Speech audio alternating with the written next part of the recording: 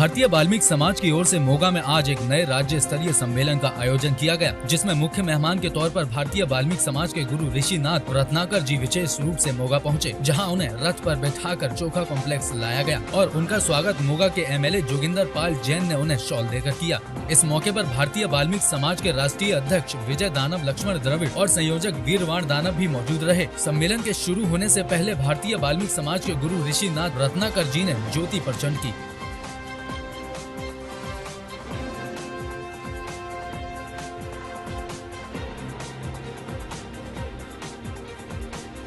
भारतीय वाल्मीकि धर्म समाज की जिहड़ी कि पूरे पंजाब दे विचों प्रभु रत्नाकर जी महाराज के रहनुमाई दे विच एक बहुत ही बड़ा विशाल इकट्ठ जिहड़ा मोगा विखे मोगा यूनिट वालों करवाया जा रहा है, जिस दे विच पंजाब के प्रमुख कार्यकर्ता ने हिस्सा लिया, जो कि भारतीय वाल्मीकि धर्म समाज का जिहड़ा काम तेज चलने वास्ते और धार्मिक और समाजी काम जिहड़े जो भारतीय वाल्मीकि धर्म समाज वालों किए जा रहे हैं उन्होंने दस्सण वास्ते कि अज साडे समाज दे विच असीं सब तो वड्डा एक अहम जिहड़ा मुद्दा है जिहड़ा कि भगवान वाल्मीकि आश्रम जिहड़ा अंमृतसर विखे जिहड़ा बनाया जा रहा है, जिस दे विच मानयोग मुख्यमंत्री सरदार प्रकाश सिंह बादल जी और प्रधान श्रोमणी अकाली दल सरदार सुखबीर सिंह बादल जी वालों 200 करोड़ रुपए ला के जिहड़ा ये भवन की सारी की जा रही है, जिहड़ा लगभग 80% जिहड़ा काम उत्ते पूरा हो चुका है, जिस दे विच असीं सरोवर दे विच बहुत ही खूबसूरत वाल्मीकि महाराज का मंदिर बनाया गया है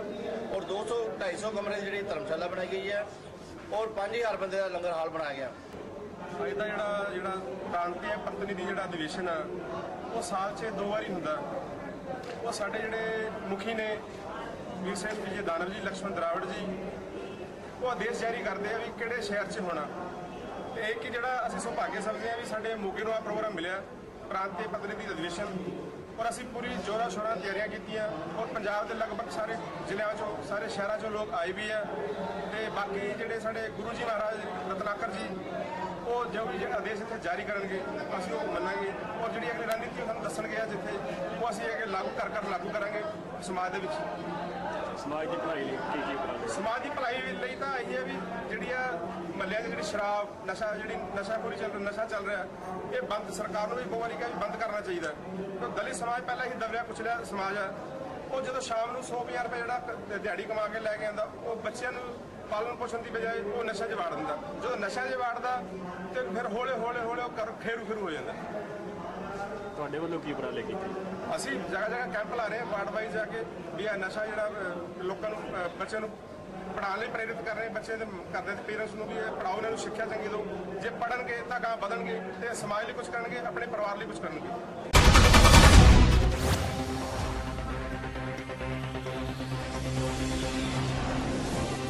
हरियाणा के राज्यपाल कप्तान सिंह सोलंकी हरियाणा क्रिकेट फेडरेशन के तत्वाधान में सेक्टर 3 स्थित ताऊ देवीलाल खेल परिसर के क्रिकेट स्टेडियम में आयोजित दूसरे शहीद भगत सिंह ग्रामीण क्रिकेट लीग अंडर 14 और अंडर 19 आयु वर्ग के समापन अवसर पर मुख्य अतिथि के रूप में पहुंचे और खिलाड़ियों को संबोधित किया। कप्तान सिंह सोलंकी ने कहा कि खेल व योग विश्व को एकता व भाईचारे से जोड़ने का संदेश देता है। खिलाड़ी की कोई जाति धर्म व देश नहीं होता। खेल भावना से खिलाड़ी विश्व में भाईचारा व आपसी सौहार्द का अग्रदूत होता है।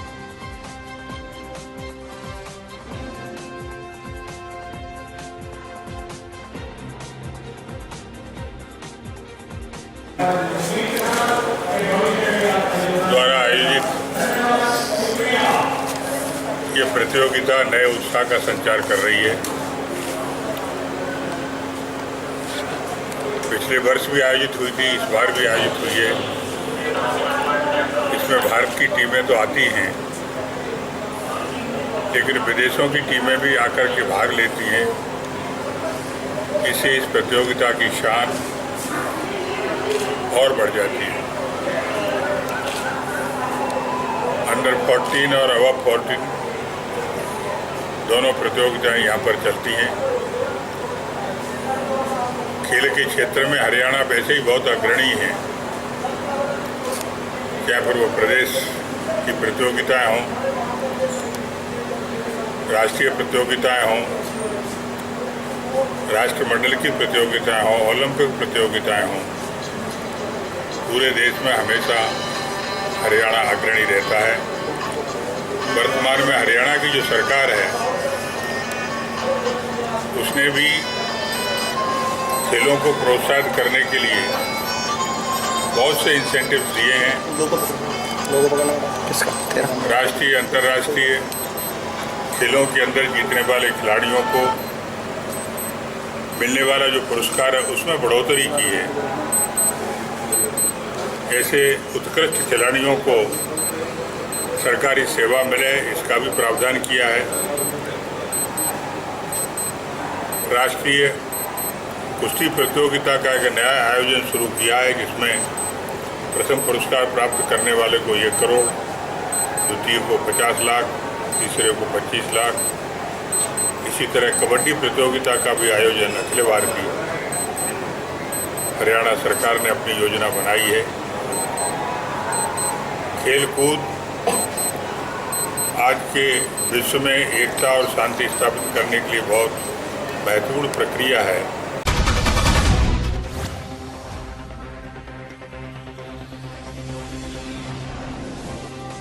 जिला गुरदासपुर के गांव चौथा निवासी एक विधवा ने खुद को आग लगाकर आत्महत्या करने की कोशिश की। इस कोशिश में वह बुरी तरह से झुलस गई, जिसका इलाज गुरदासपुर के एक निजी अस्पताल में करवाया जा रहा है। पीड़ित महिला का पति जो छोटा किसान था, करीब 5 महीने पहले ही आत्महत्या कर चुका है। महिला की तरफ से आत्महत्या करने की कोशिश की वजह पति की तरफ से लिए गए कर्ज पर उठाए पैसे बताई जा रही है। वहीं अब इस मामले में पुलिस की तरफ से 2 लोगों के खिलाफ मामला दर्ज किया गया है, जबकि आरोपी खुद को बेकसूर बता रहे हैं।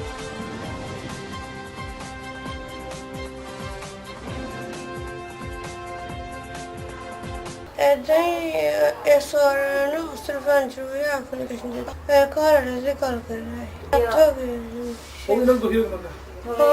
ਉਹਨੂੰ ਪਰੇਸ਼ਾਨ ਕਰਦੀ ਉਹਨੇ ਫਿਰ ਬਾਹਰ ਲਿਆ ਔਖੇ ਨਾਲ। ਕੱਲ ਮੈਂ ਥਾਣੇ ਹਾਜ਼ਰ ਸੀ ਕਿ ਇੱਕ ਵੈਲਨੈਸ ਕੁਐਸੀ ਆਈ ਕਿ ਮੀਨਾ ਕੁਮਾਰੀ ਪਤਨੀ ਰਕੇਸ਼ ਕੁਮਾਰ ਵਾਸੀ ਚੌਂਤਾ ਜਿਹੜੀ ਬਰਨ ਕੇਸ ਦੇ ਕਰਕੇ ਜਿਹੜੀ ਆਹ ਸਿਵਲ ਹਸਪਤਾਲ ਦਾਖਲ ਆ, ਜਿਸ ਤੇ ਮੈਂ ਸਿਵਲ ਹਸਪਤਾਲ ਗੁਰਦਾਸਪੁਰ ਜਿਹੜਾ ਪਹੁੰਚਿਆ ਤੇ ਦੇਖਿਆ ਕਿ ਮੀਨਾ ਕੁਮਾਰੀ ਜਿਹੜੀ ਆ ਬਰਨ ਕੇਸ ਦੇ ਕਰਕੇ ਕਾਫੀ ਬਰਨ ਸੀਗੀ दाखिल आ, जिससे मैं ड्यूटी मजिस्ट्रेट साहब की ड्यूटी लवा के बयान जोड़े रिकॉर्ड करवाए, जिन्हें कि बोध सिंह ते दर्शन सिंह अपने ही पिंड के व्यक्तियों के खिलाफ जोड़े वो बयान दिते कि ये मेरे को 4.5 लाख रुपया मंगते थे तो कहते थे तेरे घर वाले ने लिया तो मेरे घर उसके घर वाले के 6-7 महीने पहले जी मौत हो चुकी है, जिन्हें कहा कि मैनू नहीं पता कि तुहाडा उन्होंने कोई लैन देन है या नहीं है तो मैनू जी मजबूर ना करो। पर ये जी तंग परेशान करते थे, धमकियां दित्तियां, जिदे करके इन्हें जी वो अपने आप को मिट्टी का तेल पा के अग ला ली, जिद करके बदन हो गई। मुकदमा दर्ज करके तफ्तीश जी शुरू की गई है। दोषियों के घरों से रेड किए गए पर घरों तो गए।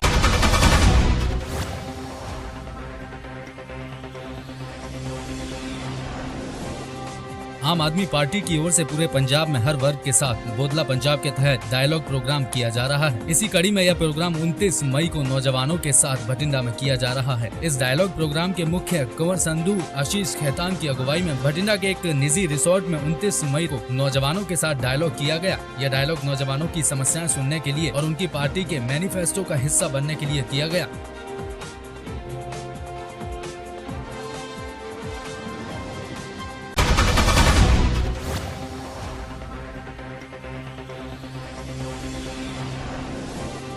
प्रदेश की हरीश रावत सरकार के बागी विधायकों में शुमार जसपुर के बागी विधायक डॉक्टर शैलेंद्र मोहन सिंगल के द्वारा भाजपा में शामिल होने के बाद अपने क्षेत्र में सत्ता परिवर्तन यात्रा के नाम से निकाली गई रैली को भले ही भाजपा कार्यकर्ता और स्वयं बागी डॉक्टर विधायक शैलेंद्र मोहन सिंगल सफल मान रहे हों, लेकिन मीडिया के कैमरे में रैली का काला सच कैद हो गया। रैली के बाद खुलेआम उनके गुर्गों द्वारा रैली समापन स्थल पर रैली में शामिल बाइक सवारों को लिफाफे दिए जा रहे थे। मीडिया के कैमरे में कैद हुई इन तस्वीरों को कवरेज कर रहे रिपोर्टरों का कैमरा बंद करवाने की कोशिश की गई, लेकिन सच सामने आ ही गया।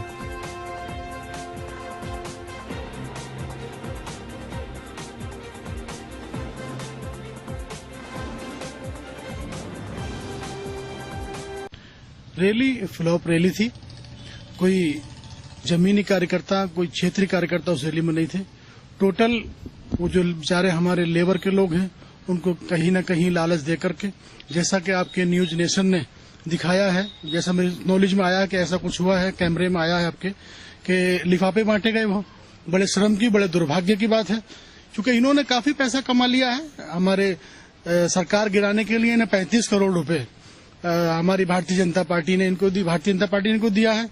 तो हमारे प्रदेश की उत्तराखंड सरकार में जो इन्होंने कमर में छुरा घुसेड़ा है, उस पैसे को आज इन्होंने देखा कि इन्होंने लिफाफे बांटे हैं, खाना बांट रहे हैं, और इस तरह से ये एक तरह से पैसे की भीड़ कह लीजिए, लेकिन भीड़ भी कुछ नहीं थी। 500 कार्यकर्ता पूरे नहीं थे, जो मुकामी कार्यकर्ता हैं वो भी नहीं थे। दूसरा, जो हमारे वोटर हैं, मुझे लोगों ने बताया कि यहाँ पर जो वोटर हैं, जो असली लोग हैं, वो कोई रैली में दिखाई नहीं दिया। साथ ही साथ आपके नेशन में मैं आपको बधाई देना चाहूंगा, न्यूज नेशन के जो हमारे लिफाफों को आपने कैद किया है, उसको बताइए जनता को इस प्रदेश में इस तरह की हरकतें होंगी कि ऐसे दागी बागी, जिन्होंने दाग तो सब जानते हैं, उसे बताने की जरूरत नहीं है, लेकिन बहुत बड़ा घिनौनी ये हरकत की है इन्होंने। ये इस प्रदेश की जनता जानती है कि इन्होंने आज पैसे के बल पर जो भी छोटे कार्यकर्ताओं को पटाने का प्रयास किया, उनके जेब में लिफाफे डाले गए हैं। ये बड़े दुर्भाग्य है और बड़े ही दुखद हमें आपके माध्यम से पता चला।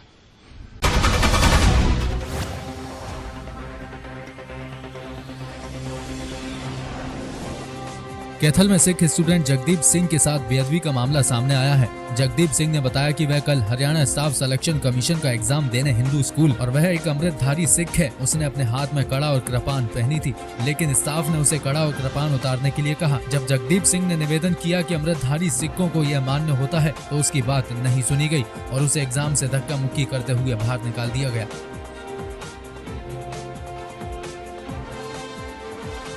तो सर, कल मेरा हिंदू सीनियर सेकेंडरी स्कूल में एग्ज़ाम था HSCC शिफ्ट अटेंडेंट का। तो जैसे ही मैं वहाँ पे एग्ज़ाम देने गया, तो वहाँ पे चेकिंग जब होनी शुरू हुई 9:30 बजे के आसपास, तो उन्होंने सब बच्चों के कड़े वगैरह, धागे वगैरह उतरवाने शुरू कर दिए। तो मैं ASI साहब से मिला, एक बाहर खड़े थे, तो उनको बोला सर मैं अमृतधारी सिख हूँ और मेरी कृपान और कड़ा मैंने डाला हुआ है, तो सर क्या मुझे अंदर जाने देंगे? तो बोले ठीक है, आप अंदर जा सकते हो, आपको नहीं रोकेंगे। तो जैसे ही मैं चेकिंग गेट के पास खड़ा हुआ जाके, तो वहाँ पे उन्होंने मेरा रोल नंबर देखे बिना ही कांस्टेबल बोले कि आपने कड़ा डाला हुआ है, कृपान डाला है, ये आप उतार के अंदर जा सकते हो, वैसे आप अंदर नहीं जा सकते। तो उन्होंने मुझे हाथ निकाल कर धक्का मारने की कोशिश की। तो मैंने बोला सर मुझे ये चीज़ें अलाउड है। तो वो बोले हमें कुछ नहीं पता इस बारे में, आप यहाँ से चले जाओ, हट जाओ यहाँ से आप, तो हम आपको अंदर नहीं जाने, एंट्री नहीं करने देंगे। और इसके बाद मैं वहाँ से लाइन से हट गया। तो उसके बाद किसी ने मेरी कोई वो सुनाने में ASI साहब के पास भी गया, वो बोले नहीं मुझे कुछ नहीं पता इस बारे में, ये तो वो चेकिंग वाले ही जानते हैं। बस यही सर बातचीत हुई। मैं वहाँ पर बैठा रहा, वेट करता रहा कब एग्ज़ाम ख़त्म होगा। आप किस पुलिस अधिकारी से मिले, क्या नाम है उसका? सर नाम नहीं मैंने देखा। वो बात के ऊपर उसकी बात की निंदा करता हूँ। जिन अधिकारियों ने ये ऐसी बात करने की कोशिश की है, मैं उसकी बात जो है मुख्यमंत्री तक पहुँचाऊँगा और उस अधिकारी के खिलाफ हम कार्रवाई जरूर करेंगे। सरकारी है, देखो किसी ने कड़ा डाल रखा है, किसी ने अपने गले में छोटी कृपान डाल रखी है, किसी ने पगड़ी है, कोई पूर्ण गुरसिख है, अमृतधारी सिख है, तो उसके ऊपर ऐसी थोड़ी, उसको तो छुट्टी है। आज तो आप एयरपोर्ट में बाहर देशों में जाओगे, जब भी पूरी छूट है, कोई भी आदमी पगड़ीधारी सिख बाहर जाता है। तो इसलिए जो जिन अधिकारियों ने ये काम किया है, मैं सबसे बड़ी निंदा करता हूँ उस अधिकारी की तरफ से कि और मुख्यमंत्री को जाके ये बात जरूर कहूँगा कि जिन लोगों ने ये बात अम्बाड़ा में की है या कैथल में की है या और भी कहीं करने की उन्होंने कोशिश की है, तो ऐसे अधिकारियों के खिलाफ सख्त से सख्त कार्रवाई की जाए।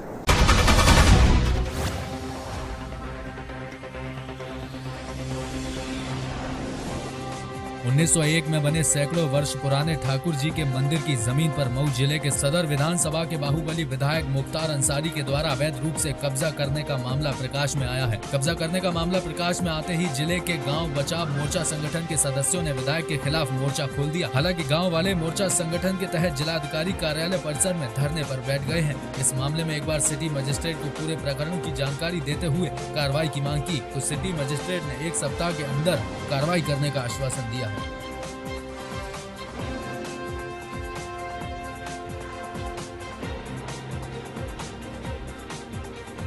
धरना पे इसलिए बैठे हैं कि ठाकुर जी की भूमि मॉडर्न स्कूल के बगल में है, जिसको जो है कुछ लोगों ने फर्जी तरीके से अपना नाम इंदराज करा लिया था और उनसे जो है मुख्तार अंसारी के परिवार से संबंधित लोगों ने जबरदस्ती जो है कम पैसा देकर उनसे लिखवा लिया और वहाँ पर जबरदस्ती निर्माण कर रहे हैं, जबकि धार्मिक भूमि को किसी को बेचने और खरीदने का अधिकार प्राप्त नहीं है। इसलिए धार्मिक भूमि की सुरक्षा को लेकर हमने जिलाधिकारी महोदय को सारे लोगों को ज्ञापन दिया और 17 तारीख को धरना दिया। तो धरना पे सिटी मजिस्ट्रेट श्री अमरनाथ राय जी आए और उन्होंने कहा कि 1 सप्ताह के अंदर हम सीमांकन कराकर और उसके अतिक्रमण मुक्त कर सुरक्षित करेंगे। लेकिन 1 सप्ताह बीत गया, नहीं कार्रवाई होने पर आज जो है 26 मई को हम पुनः जो है धरना पर बैठकर और जिलाधिकारी महोदय श्री वैभव श्रीवास्तव से स्वयं जाकर हम लोग प्रतिनिधिमंडल श्रीकांत त्रिपाठी, नंदलाल साहनी, जयप्रकाश यादव, सुनीता गुप्ता और तमाम लोग थे, उनके साथ जाकर उनसे बात किए और जिस पर उन्होंने आश्वासन दिया कि हम कार्रवाई करेंगे। एक प्रकरण संज्ञान में है जिसमें कहा जा रहा है कि जो भूमि का जो क्रय विक्रय हुआ है वो अवैध है, तो उस पर भी एसडीएम सदर को जांच दी गई है और जब तक वो जांच नहीं आती है तब तक के लिए वहाँ पर जो कार्य करने की जो सूचना मिली थी उसको रुकवा दिया गया है। इस प्रकरण का शीघ्र निस्तारण किया जाएगा।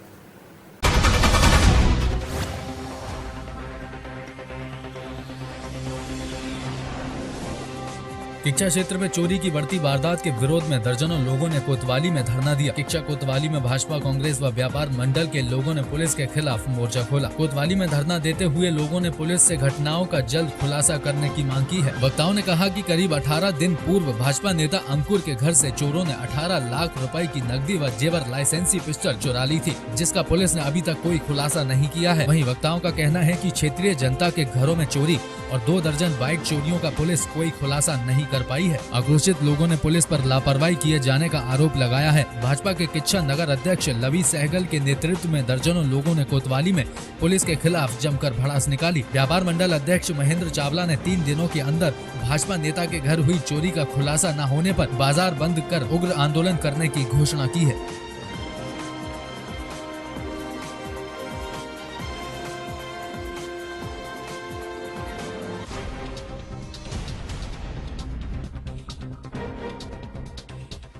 कोतवाली क्षेत्र अंतर्गत जो चोरियां हो रही हैं आए दिन लगातार पिछले दिनों काफी 3-4 बड़ी चोरियां हुई। जनपुर पोपनेजा जी क्या जैसे हाल में हुई 18 दिन पहले 17-18 लाख की चोरी हुई, गोयल साहब क्या चोरी, तमाम चोरियां जो बढ़ रही हैं उनका आदित्य चौधरी जी क्या चोरी हुई, इसका कोई खुलासा अभी तक नहीं हो पाया है। अभी मेरी तत्काल कप्तान साहब से भी बात हुई, उन्होंने कहा कि हम इसमें लगे हुए। मैंने कहा साहब सारे समाज के लोग एकत्रित होकर आए हैं, कल को ऐसा ना हो कि सारे शहर के लोग एकत्रित होकर आ जाए, इसका खुलासा तत्काल किया जाए। लेकिन हमारे यहाँ जनता में आक्रोश ये है कि जब तक ये चोरियां खुलेंगी नहीं, पुलिस की कार्यप्रणाली पर पूरा संदेह है कि पुलिस चाहती तो खोल देती। लेकिन आज के घटनाक्रम से जो हुआ है, हमारे सारे समाज के लोग एकत्रित हुए हैं, उससे लगता है कि सारा समाज पुलिस से रुष्ट है और अगर पुलिस ने जल्दी चुनाव ये खोला नहीं, चोरियां खोली नहीं, तो आने वाले दिनों में बहुत बड़ा आंदोलन होगा।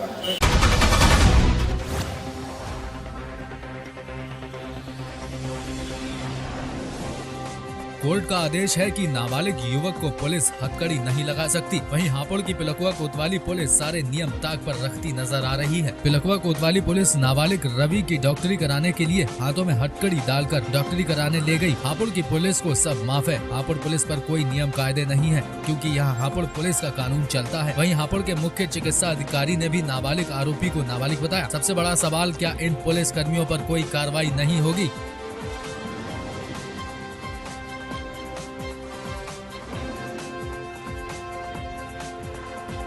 फरमान कितनी उम्र है आपकी? 15 साल। 15 साल है। किस मामले में लेके आई है पुलिस आपको यहाँ पे? क्या हुआ था? अरे भैया मैं बताऊँ कि जेल से है जी, इसका मेडिकल करवाया। क्या बात हुई थी? ये लड़की का इस वक्त हुआ। अच्छा, तुम्हारी 15 साल उम्र है? मेडिकल के लिए। कहाँ रहते हैं आप? पिलकुए के रहने वाले हैं। हमारे पास अभी एक बच्चा उम्र के वेरिफिकेशन के लिए लाया गया था, जिसका एक्सरे जहाँ की रिक्वायरमेंट है वहाँ की कराने के बाद उम्र के बारे में इसको देखा गया तो इसकी उम्र लगभग 15 साल है और वही उम्र का वेरिफिकेशन करके बच्चे को पुलिस वाले लेकर के आए थे। उनको पेपर्स अभी दे दिए गए और उनको वेरीफाई कर दिया। उसकी उम्र लगभग 15 वर्ष है।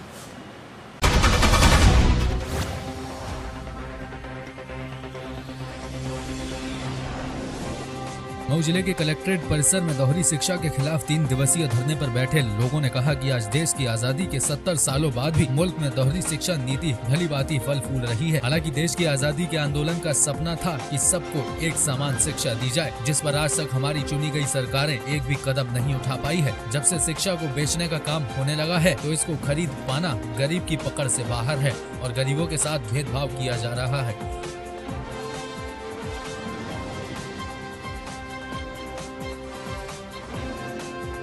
साथियों के साथ इसलिए धरने पे हूँ कि देश की आज़ादी के 70 सालों बाद भी आज हमारे भारत में समान प्रणाली की शिक्षा व्यवस्था नहीं है, जिससे गरीबों को शिक्षा गुणवत्तापूर्ण नहीं मिल पा रही है। वे बेचारे शिक्षा गुणवत्तापूर्ण शिक्षा से बाहर होते जा रहे हैं। जो काम सरकारों को करना चाहिए, जो आज़ादी के देश के आज़ादी के आंदोलन का सपना था, जो सरकारों को काम करना चाहिए था, उसके लिए हाई कोर्ट को कहना पड़ा कि आप सभी कर्मचारी, अधिकारी, जज, मंत्री सभी के बच्चों को परिषदीय विद्यालयों में भेजिए ताकि परिषदीय विद्यालयों की शिक्षा गुणवत्तापूर्ण हो सके, उसमें कुछ सुधार किया जा सके। और उन्होंने यह भी कहा कि 6 महीना के अंदर इसको लागू करा करके आप सूचना दें, रिपोर्ट दें, लेकिन अब तक यह मौजूदा सरकार ऐसा करने में नाकाम रही है और बिल्कुल इस पर सोच भी नहीं रही है। तो उसको सचेत करने का, जगाने का, उसके कर्तव्यों का निर्वहन करने का याद दिलाने के लिए हम लोग यहाँ धरना दे। डिस्ट्रिक्ट मऊ जिला मुख्यालय कलेक्ट्रेट में हम लोग बैठे हैं, 3 दिवसीय धरना चलेगा हमारा।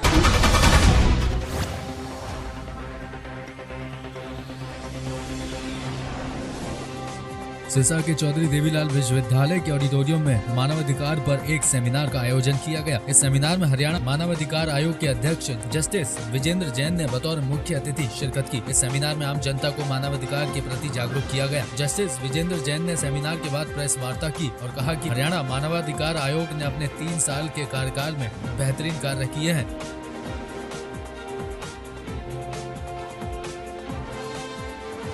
हरियाणा के अंदर जो 19 फरवरी से लेकर और 23 फरवरी तक हुआ, उससे ज्यादा शर्मनाक घटना नहीं हो सकती थी। वो सिर्फ मानवाधिकारों के हनन का ही प्रश्न नहीं था, प्रश्न था कि सरकार कहां थी उन दिनों। 4 मार्च 2016 को मानवाधिकार आयोग ने उसके ऊपर सत्य संज्ञान लिया था। और हमने कहा था कि हम ये सवाल पूछना चाहते हैं सरकार से कि ऐसा लोगों को क्यों महसूस हुआ कि कोई सरकारी तंत्र है ही नहीं। लोग असहायता की दृष्टि से घूम रहे थे। उनको याद आ रहा था चाहे पार्टीशन का दिन या 1984 में सिख राइट्स।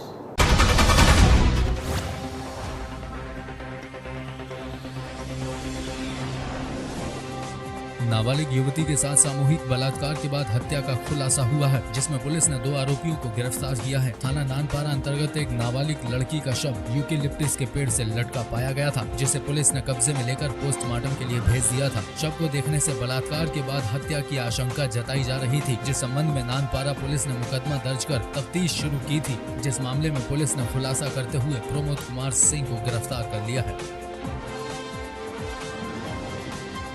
तो मैंने उस लड़की की हत्या नहीं की। मेरा उसका लगभग 2 महीने पहले से कुछ बन रहा था, इसलिए मैं बाहर जा रहा था, इसलिए फ़ोन लगा के बुलाया, उसने आया। फिर मैं खेत बाहर लेके गए बाग के पास, फिर इमरान और घनश्याम बाद में आ गए, हमको काम करते हुए पकड़ लिया। उसके बाद उसने बोला कि मैं भी करूँगा या फिर घर पे हल्ला करूँगा। मैं बोला नहीं करने दूँगा। फिर इन्होंने ज़बरदस्ती पकड़ के लेके गया, ज़बरदस्ती किया, फिर वो बेहोश हो गए। उसके बाद घनश्याम का उनका झगड़ा चल रहा था, इसलिए उन्होंने उसको बांध के टांग दिया। ये ग्राम माघी में जो बलात्कार की घटना हुई थी और बलात्कार की घटना के बाद जो है अभियुक्तों ने मिल करके उस लड़की को दुपट्टे से कस करके गला घोट करके हत्या किया गया था और फिर पेड़ में उसको लटका दिया था इन लोगों ने। ये इस पूरे घटनाक्रम का जो है पहले ही पूर्व में जैसे बताया गया है, बहुत ही इसका खुलासा हो गया है।